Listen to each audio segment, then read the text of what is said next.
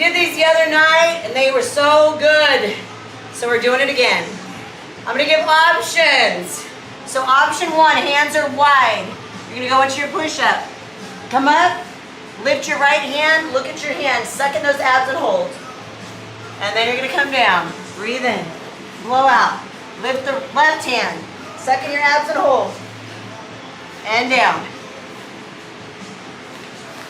Okay, this is helping with our back flexibility and mobility, which is super important to avoid injuring that low back. But if you struggle with issues with your low back, this is going to help strengthen the muscles. Good. If it's too easy from your knees, bring it up to your feet. Same thing. Breathing in. Blow out. Get the twist. Look at your hand and hold. Think about your abs. Every rep. Big breath in. Blow out. Squeeze and hold. Good job. Big breath in. Blow out. Woo! Good, y'all. Big breath in.